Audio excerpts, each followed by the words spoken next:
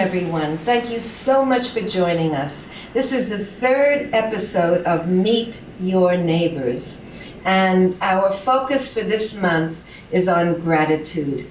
We will be talking with three exceptional women in our community, and we feel privileged and honored to have them as our friends and as our neighbors. And I trust that you are going to feel the same once you hear their interesting and inspiring stories.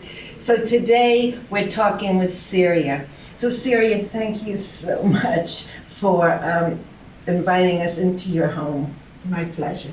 There is such warmth here and such a charm and so colorful. And I don't know, for me, when I'm in your home, I understand even more who you are because it's such a reflection of your personality. Thank you. So Syria, how long have you lived in Brantford? About 24 years. Okay, that's quite a while. And how many years were you married?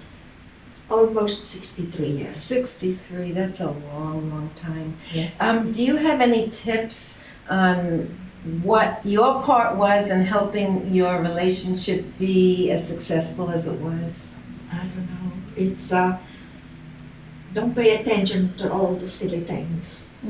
My family used to say, don't kick every stone on the road. You'll be without shoes very soon. That's so true. And another thing is don't hold grudges are no good. And then something else that they really instilled in me. There is a saying in Italian, la lingua non ha osso, ma osso rompe. It means the tongue has no bones, but it could break bones. Why can't So don't say a word that you're gonna regret. A lot of nice tips. Yeah, absolutely, it's so important. It worked for me anyway. And it's a long, beautiful union together, 63 years. So Syria, the way I know you, you're so upbeat, you're always smiling, you're so friendly and warm. There's a quote that I hear you often say about smiles. What is it? Do you know what I'm alluding to? Well, you know, I feel this way. I don't know many people around, and when I see somebody, I just feel I want to say hello. And I feel that a stranger is a friend to be made. Oh. I don't know why. Just I love people. I feel lucky. So it's easier to smile than to frown, really. Boy, is it ever. And you know, if everyone had that attitude, it would be such a gentler, kinder, just a softer place. So I admire that so I don't very even much. realize it sometimes. It just if you have positive thought, then you don't think of things you don't want to think. Yeah, you don't stay. We up. all have sad or things that we don't want to know. We don't want to think about it, Mhm. especially today, the world the way it is. Yes. So I block it all by just smiling. It's easier. And connecting. And we all connecting. need that. And I feel lucky that I know so many good people I have met here, and so And we're the that's lucky my ones. way. How many children do you have? I have 3 children, Three. 2 daughter and a son. Beautiful. And how many grandchildren? Oh, I have 8 grandchildren Wow. and 2 great grandchildren. Oh, magnificent. 2 boys, twins. Oh, Oh. twins. Yes. How old are the twins? But they just turned a year. They're Oh, almost how precious is that? 14 months. Beautiful. Yeah, I feel really blessed. I have so much to be thankful.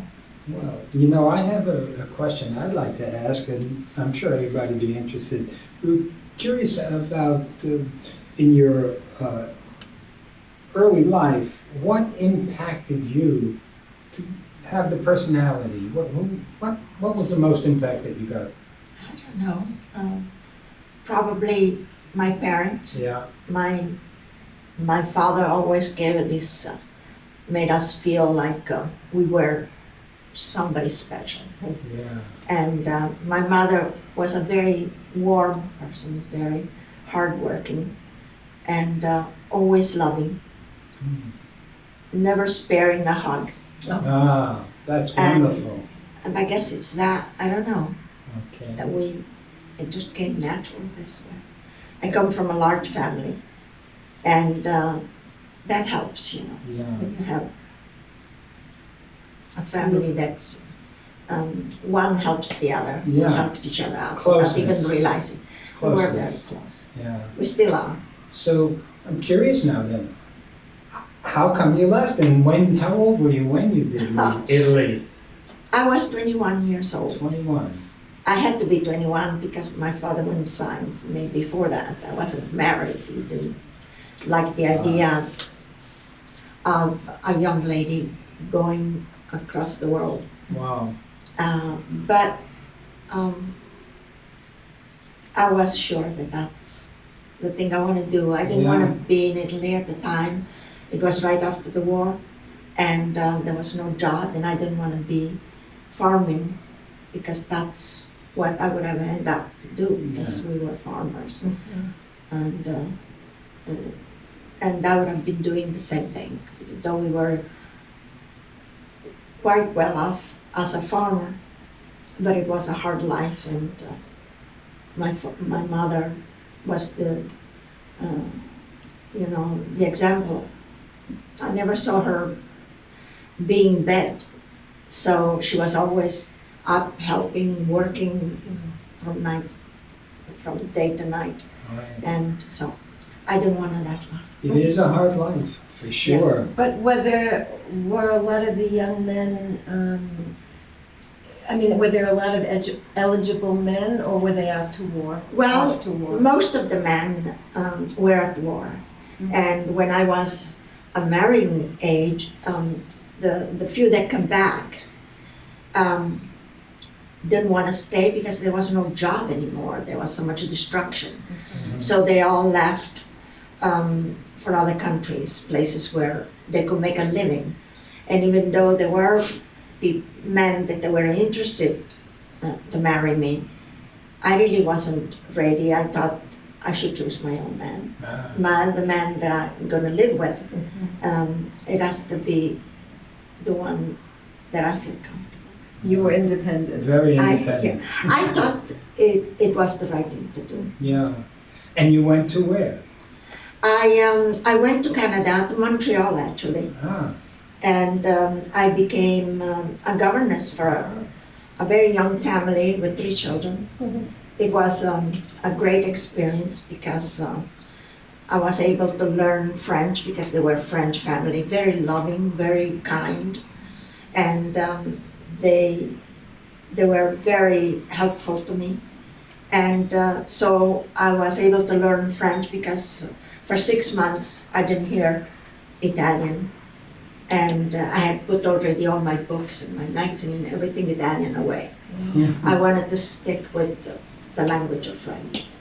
And then when I married my husband, I moved to a different place and I went to work into a shop that did formal wares That's in Ah. Canada? in Montreal. Oh, so you learned your sewing skills in Canada? Mostly, Oh, mostly. okay, I thought. So you married in Canada? You I met married him in there? Montreal. Ah. My husband, I met my You husband met there. Mm. And yeah, I learned there. All right. And so you came to America Oh, and you were yes. no longer a governess, but No. you did the sewing? Well, when I was, after so many years, finally I had the quota to come to America, and naturally I came to my sister Mary house, Oh, okay. and for a while I didn't know what I was going to do, and then my husband found a job at E.J. Beinecke Estate as a gardener, and we bought a home after a year being here, and I had to do something. I had a second child, Sandra, and I put an ad on a penny saver, and people came, and somehow was word of mouth. Before you know, starting from alteration, I came to dressmaking and formal wear, bridal. Wow. I was lucky. I was at the right place at the right time. And I guess it's fortunate too that these are skills that you learned in your youth, the Yes. sewing. Yeah, well, we went to the nuns because in Italy that's the way it was. And when you're young and you're a female, they send you to the nuns. Most children, as a nursery school, they send it to the nuns in town. And then about 6 years old, the nuns say, you're too old to be playing with the others, so you start to learn. And what age would that be when you're too old? I guess I was 6 years old when they gave me 6 years when they gave old. me a needle. They say get a piece of fabric from your mom, and they taught me. I still have that piece. Wow. I made flowers, and so my daughter Giovanna has that. Oh, that's so lovely. It was the first thing I did, That's and six. I love sewing. I don't know why. I just fell in love with sewing and And that- making people. So that led you to, or allowed you to then start with repairs and little sewing jobs for people, and then into designing, you said Well, earlier? it came naturally. I don't even know how it happened. Just people asked me, "Can you do me?" Actually, Mrs. Beinecke asked me if I would make a dressing gown for her. She had a beautiful silk organza piece of fabric and from France, and after she told me what she wanted, and it was such a charming piece that thank God I was able to do it. She was tremendously pleased, and lucky for me, she had other clothing for me to make. Wow. So your business really It got on, and it was enough to help out. And then I had another child, my son Giuseppe. So I had Giovanna first when I came to visit United States, and then I went back because I had to wait for the quota. And then when I came permanently, I had Sandra and then Giuseppe. Wow. So when you were in America, did you come equipped with the English language, or you had Italian and French? No, I learned French when I was a governess with the French family. And then when I went to work at this specialty shop for formal wear, they spoke French and English. Oh, French. So I learned English there. And but in Montreal, it's quite So much French speaking. yeah. Most European people have their own language. If you're German or Italian, you have your language at home, and then when you go out, it's spoken French and English. Very And easily done. It just seems to me that a lot of what you learn in Italy, not only the skills, but I know in different conversations that we had, your father always taught his children to be proud of who they Of course. are, to speak out, to be authentic. Yes. I mean, those are learnings that no matter what country we go to holds us, because we Yes. learn to have respect in who we are. To be decent, Mhm. not to be afraid. Mhm. Speak up. And there was something else that you said. He said, you help me, be, Oh, you mean when I was? rude. Be, Yeah. what was, Well, it was always be nice, be kind, yes. but don't be so kind to be taken for a fool. Right. And it is true, to be kind, it's a Oh. decent thing to do, and it's a normal thing to do. But don't be so kind that they don't respect you. They start to think you're a fool. So you carried that wherever you went. It stays with you. There's It a word does. especially when you come from the family that believes. That's right. Yeah. So let me fast forward you. Can I do that? Yes. So I happen to have learned because I knew some of your neighbors, and they said you had quite an impact in this community of yours. Can you explain what that impact was? They Well- spoke very positively. It was a very positive impact. That's very kind.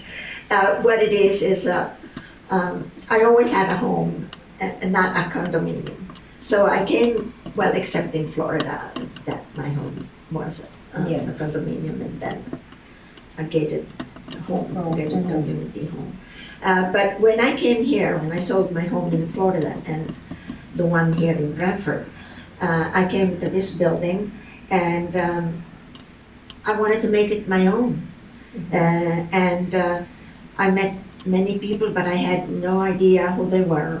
And so I put an ad on the bulletin board and I say, come and meet my neighbor. I wanted to meet them. I wanted Meet to your know- neighbor. That's very And so they appropriate. did. And they did. So That's beautiful. at Christmas time, it was that time because I moved in around the summer. And I spoke to a couple of people and they said, what a great idea. And so I did. And it was really, I say, so they asked me, do you want me to bring something? And I said, bring whatever you feel comfortable with.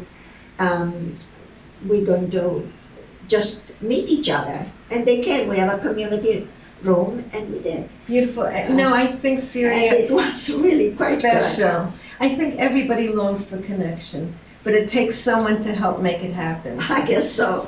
You also, I think, did some plantings. You have a green, you can't take the farm out of the girl. I mean, you left the farm, Well, but the green thumb stayed with you. I think my husband and I loved flowers. We did landscaping, as a trade. Right, but what did you do here in Here, community? what I did is I walked in the back to go to town, right at the green. Coming in, I realized I didn't like the entrance. It needed attention. The people who used to help before, they moved away. So I thought this would keep me occupied, and I love to do something about it. And so I put 2 big pot of flowers and cleaned up everything. I had somebody that actually John Basic that waters it, so I'm not just Beautiful. myself. And then the next spring I did the front. That's I lovely. like to have flowers around. That's so lovely. And everybody loved it. That's So- beautiful. There's another impact you had because one day I came to visit actually a neighbor down the hall from you, and there was this delicious, I know it wasn't yours at that moment in time, but you inspired it. There was a delicious plate of cookies left off for everybody to take. And I know that you share, you're a wonderful course. cook and baker, and you're inspiring people in this building to really be connected and give to each other. It's a community. It's It a little is. town for me. And you're making it that. You're helping So to for make me, it that. this is a little town. And Syria, in Brantford, are you involved in any other functions in Brantford? Well, the senior center, Mhm. it's the greatest spot we have right here. And they have so many activities, and Nancy, the coordinator, asked me about 4 years ago if I would teach Italian. And And you're doing it. I'm doing conversation Italian. That's beautiful. It's not formal. But That's it's, wonderful. it seems they love it. The people that come enjoy it. I'm Beautiful. enjoying it too. And you have a girlish figure. Even though you're an amazing cook and baker, we had your pear tart a while back. It was luscious. Yeah. And yet you Gorgeous. keep so trim. How are you doing this? I love to walk. Okay. And when I come back, instead of going for the elevator on the other side of the building, I take the steps. How many there are flights? 5. Five There are the 5th floor. flights? Yeah. Oh my gosh. It that- wasn't easy in the beginning, but then slowly now I do it every And day. how every day, Every day. and may I ask? I don't even think about it. May I ask What? your age? I'm going to be 84 in November. 84, and I thought you were going to be. Oh, gee, yeah, this. I thought you were going to be. No, it's 88. 88, okay. That's okay. I know. I just automatically, it would be nice to go back to 84, but it is 88. But you are truly beautiful at 88. Thank It's you. wonderful. That's wonderful. It would be nice, wouldn't it? Yeah. Or go back to 84. Anyway. So we, oh yes, David's reminded me something that I really wanted to ask you. There was a story you told us. We were in class together. And I know in Europe it's very healthy to take a drink of wine Yeah, with a at dinner meal. everybody's table. It's for health or it's for joy. It's part of the meal. That's right. So I know you adopted that, but I know when you were in America, you had very good friends who wanted to take you a step further. Do you want to share that story with us, please? You know, people that came to visit us, sometimes they brought a bottle of liquor, different kind of liquor, some stronger than other. And this friend of my husband suggested that I should have something a little more classier than just a glass of wine. And so he started to put it together and he said to me, this is something called Sex on the Beach. Well, I thought it was a joke. You know, I had never heard of it. And sure enough, I didn't know. I never drank hard liquor. And so it was delicious. I drank it a little too fast because it was delicious and kind of a sweetie kind of. Anyway, I became drunk immediately. I couldn't move my head. And at that moment, my daughter Giovanna called and she said, "Mom, you sound so strange. What's wrong?" And I say, "I just had sex on the beach." And I could talk, and she said, "Let me talk to Dad." Immediately. After, when I think about it, it's so silly and so funny. But it is so funny. But it's the truth. Anyway, so that's my story about being drunk after Sex on the beach. sex on the beach. Well, It was it was celebration, I guess, and people like to drink for celebrations. And this month we're celebrating Thanksgiving. yes. And when we sit around the table, I know in our home, we usually talk about what each person is grateful for. So that's a question I'd like to put to you too. What are you most grateful for in life, in your life? Oh, the first thing that comes into my mind is grateful for my daughter Giovanna.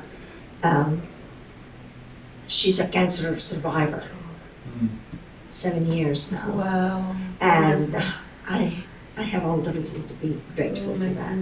That's the first. And then I have a beautiful family, thank God. Very loving. They all work, hardworking, decent. And I'm healthy. And the children are healthy. They're all working. I have 8 grandchildren, and one better than the other. I have my son-in-law that is like as attentive as my own son, Oh, Giuseppe. that's so beautiful. And even my daughter-in-law, Giuseppe's wife, she always makes sure to involve me. My girls, I have so much to be thankful. That's Sure wonderful. Just to be here. So thank you so much, Syria. Yes, This has thank been a you. joy for us, a true joy. We Thank trust you. that you all enjoyed it. Yeah.